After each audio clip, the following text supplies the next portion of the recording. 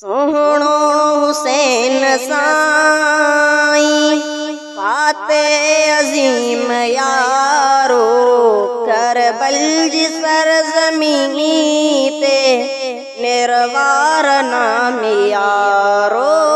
सोहणो हुसैन साईं सोहणो हुसैन साईं फाते अजीम यारो करबल जी सरज़मीनी ते निर्वार नाम यारो।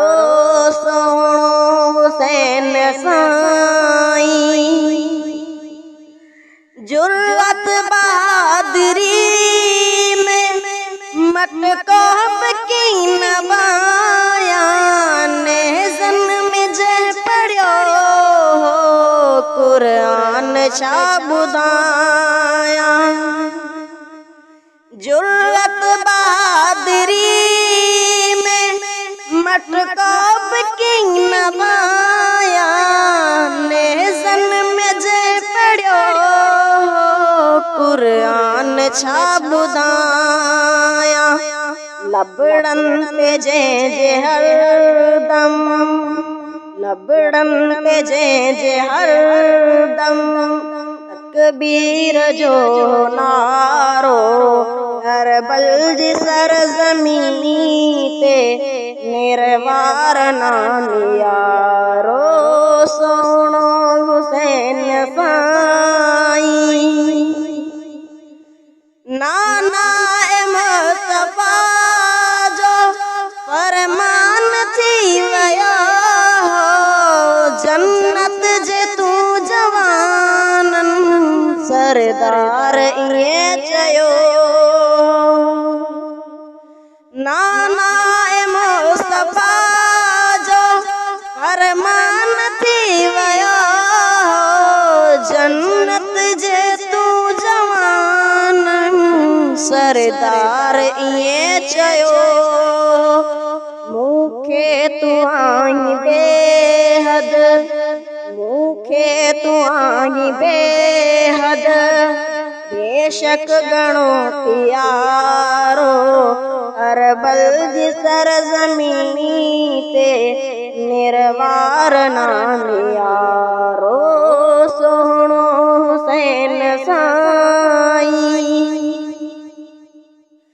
गुलफाम गुल बदन ते नेज़न जगाव के जेडी मिली कोई मंजिल दुखड़ा वरीब एड़ा। गुलफाम गुल बदन ते नेज़न जगाव के जेडी मिली हुई मंजिल दुखड़ा वरीब एड़ा।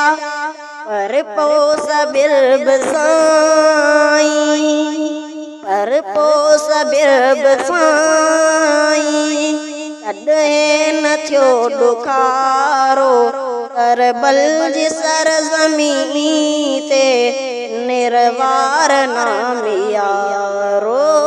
सोहणो हुसैन साईं चांडिया असां उन्हनि जेके चवन खटी वियो जन्नत जे राह राणो बेशक सिधो वठी वियो।